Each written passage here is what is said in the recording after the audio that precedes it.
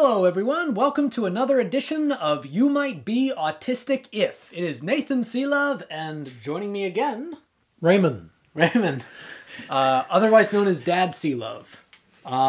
He's... otherwise known as retired professor. Yes, he is now retired. Raymond. You know, congratulations again for your retirement, Dad.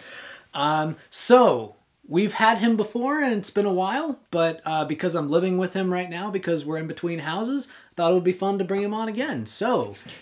Yes, the reason we're appearing together without masks is because we live together. Yes, that is true. So we're part of the same network. For those of you that are new to the series, what we do is we read audience-submitted You Might Be Autistic If statements, and we discuss them, and we laugh at them, or we analyze them. It's a chance to laugh at ourselves, because, you know, autism is kind of funny. It really is. At least sometimes. It really, yeah. Standard caveats. Just because you can relate to some of these doesn't mean that you are autistic, and just because you can't doesn't mean that you aren't. You met one autistic, you met one autistic. Also, as always, if we get anybody's name incorrect, we apologize for that.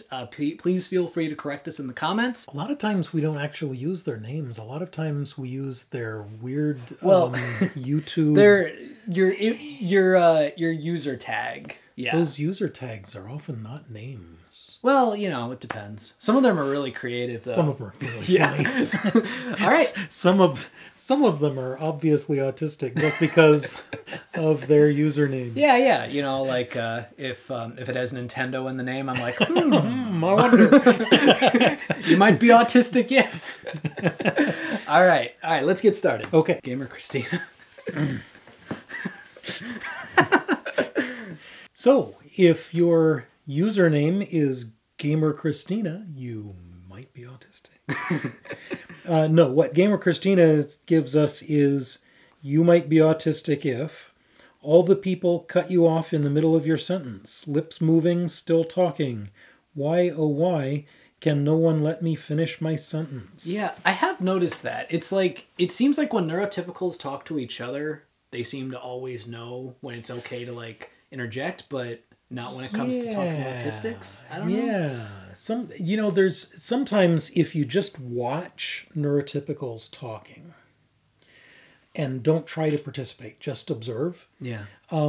They have this really intricate duet. Yeah. And they somehow know, even though they're in the middle of a thought, that they're supposed to stop and let the other person and then come back to it, and it's bewildering. But they don't seem to be able to do that with autistics. I mean, it's almost as if they're the disabled ones. Almost as if.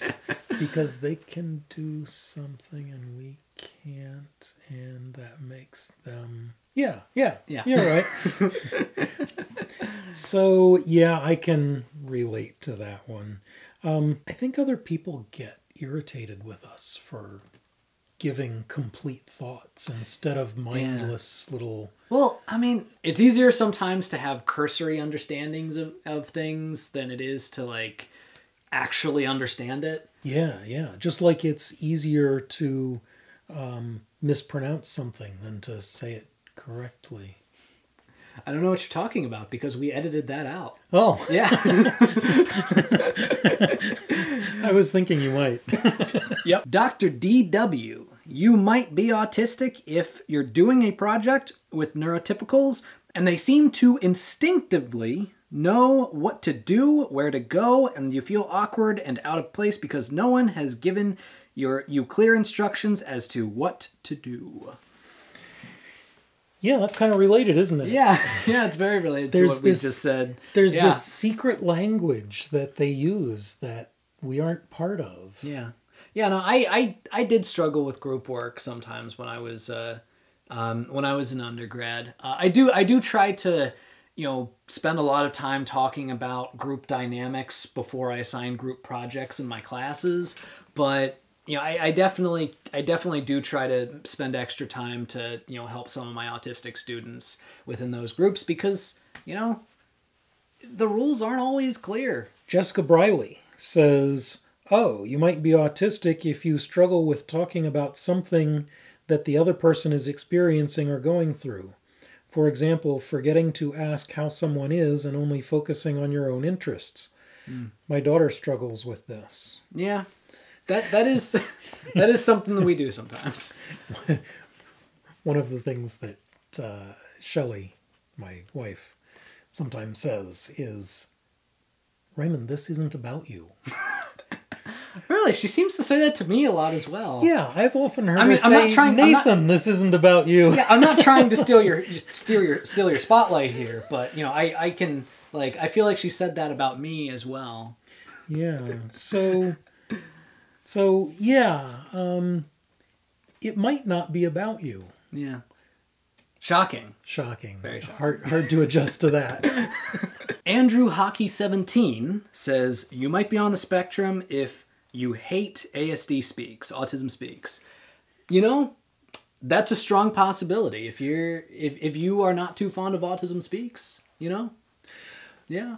But I just want to point out that just because you don't hate autism speaks, that is true. That doesn't mean that you're not autistic. Yeah, yeah. Although I would strongly encourage you to change your ways and to start hating them. And also, I know plenty of neurotypicals that also hate autism speaks, which, you know, shout out to my fellow NT autism speaks haters. So, yeah. When Nathan and I argue about this, I usually end up being in the uncomfortable position of defending autism speaks. I wouldn't define it as defending, more like playing devil's advocate so that we can have an argument in which you take a position that you know is wrong and that I know is wrong, but we still want to have an argument about something. Okay, so that's fair.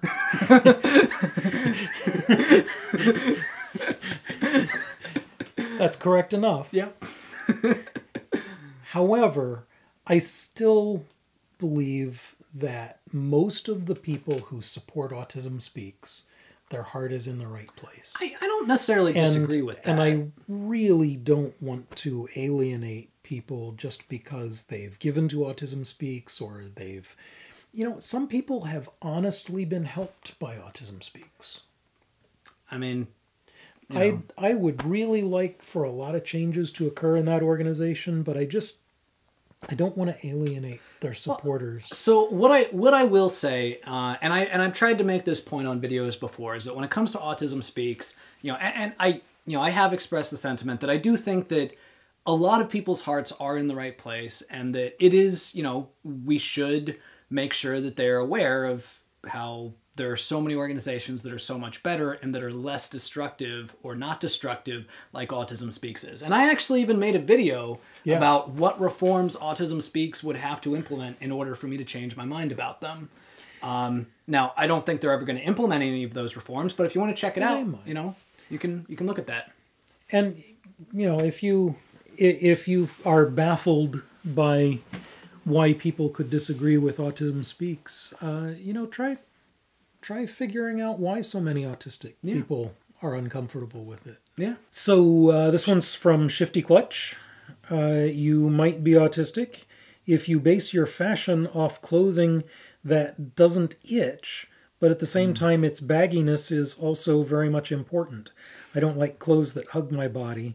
It's bad enough when clothing rubs against the skin, let alone restricting movement, as well as having that constant pressure that clothes put on the body like it squeeze your body. This is a continuation of my last You Might Be Autistic F. Yeah. So, yeah. You know, I was at a conference once, and I was talking to... It was not about autism. It was about gender minorities. Yeah. And someone asked about gender expression and autistic people and why there are so many people who are on the autism spectrum that have different gender expressions than might normally be expected. And one of the things I told them was, you know, with people on the spectrum, you have to be careful in assuming that somebody's clothes are intended as gender expression. That is a good point. A lot of times we choose our clothes entirely because of comfort and couldn't care less what gender it expresses. Yeah. I gotta say, like, you know, I'm not someone that wears dresses casually, but the one time that I did wear a dress, it was for a play that I was doing. Did you like it? Playing. Well, it was like, I mean, it was still uncomfortable because it felt like it wasn't made for me. Probably because it wasn't. But the legs were God, great. the legs were great. I mean, Yeah. you know, Isn't that nice? it was so nice. Yeah. I could totally go with, you know, skirts, Yeah, no, yeah.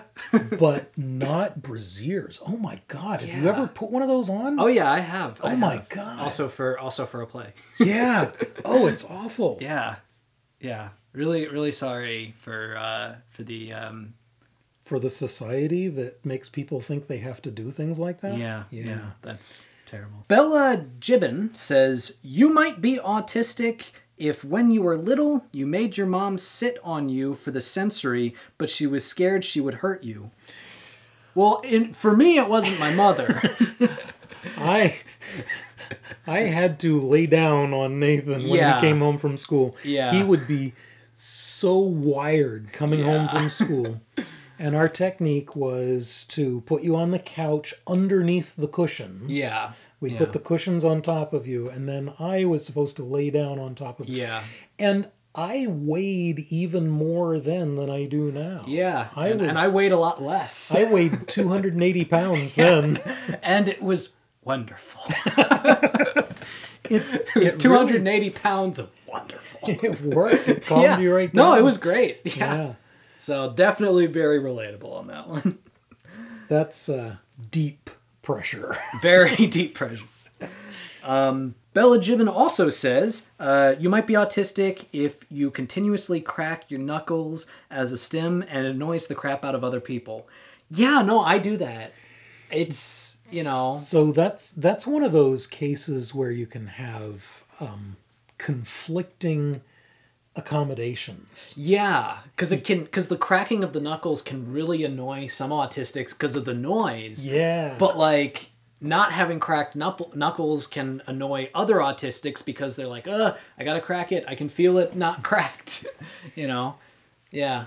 That's tough when you get in situations where your needs are in competition. Yeah. And one of the best approaches I've ever seen to that Shelley and I used when we were doing conferences is we'd start out getting everyone to agree to a sort of a covenant that everybody was going to be responsible for taking care of themselves and letting people know when something was causing them problems.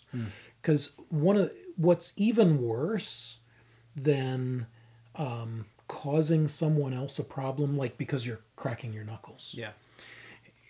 You know, knowing that you're bothering somebody because you're cracking your knuckles is bad. But what's even worse is when you're afraid to crack your knuckles or whatever else your stim might be, because you're afraid you might end up bothering someone. Yeah. And you don't even know for sure that it would bother anyone who's there. That's true. That sucks.